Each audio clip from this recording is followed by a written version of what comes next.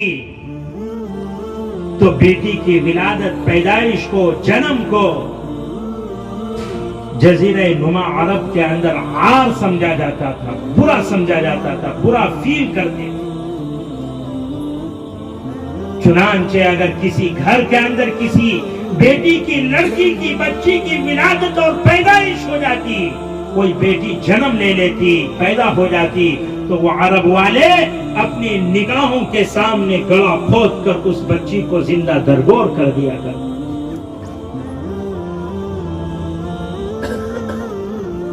گویا دین اسلام، مذہب اسلام کے اس دنیا میں آنے سے پہلے عورتیں اس قدر اپنے حقوق سے بالکل محروم تھی۔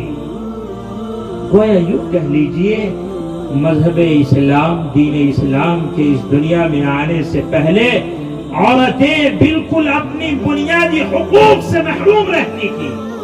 کوئی عزت نہیں تھی، کوئی وقعت نہیں تھی، کوئی مقام نہیں تھا، کوئی درجہ نہیں تھا۔ یہ دین اسلام کے آنے سے پہلے کی تاریخ ہے، مذہب اسلام کے اس دنیا میں آنے سے پہلے کی تاریخ ہے۔ اور یہیں پر بس نہیں، مذہب اسلام کے، دین اسلام کے اس دنیا میں آنے سے پہلے اگر کسی گھر کے اندر کسی آدمی کا انتقال ہو جاتا تو جس طریقے سے، مثال کے طور پر اگر کسی باپ کا انتقال ہو جاتا تو جس طرح اس کی وراثت اس کی اولاد میں تقسیم کی جاتی، بانٹی جاتی، نعوذ باللہ اسی طریقے سے اس کی بیوی، اس کے اولاد کے نکاح میں چلی جاتی۔ کیا کوئی آج اس چیز کو گوارا کر سکتا ہے؟ یہ دین اسلام کے آنے سے پہلے کی تاریخ ہے۔ اور یہیں پر بس نہیں، اور تاریخ کو پڑھیے اور آگے بڑھیے۔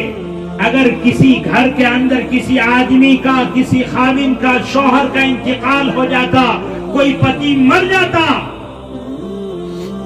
تو اس عورت کو ایک کال کوٹری کے اندر 2 سال کے لیے بند کر دیا جاتا۔ اتنی بڑی سزا، اتنا بڑا ظلم اس عورت کے ساتھ ہوتا تھا۔ پھر اس کال کوٹری کے اندر ضروریات زندگی کی جو چیزیں ہوا کرتی ہے وہ اسے مہیا اور نصیب نہیں ہوتی تھی، ملتی نہیں تھی۔ اگر وہ بیچاری کسی طریقے سے اس کال کوٹری کے اندر 2 سال رہ کر اپنی زندگی گزارتی اور بچ جاتی جتن کاٹ کر، پھر اس کے بعد اس عورت کے ساتھ اتنا بڑا ظلم ہوتا تھا کہ اس کے منہ کو کالا کر کے پورے مکہ کے اندر اس کو پھرایا جاتا تھا، گھمایا جاتا تھا۔ میرے بھائیوں، بزرگوں، دوستوں، نوجوانوں، میری ماں، بہن، بیٹیوں، ذرا مجھے بتائیے تو صحیح، اس بیچاری کا کیا قصور تھا؟ کیا اس کا جرم تھا؟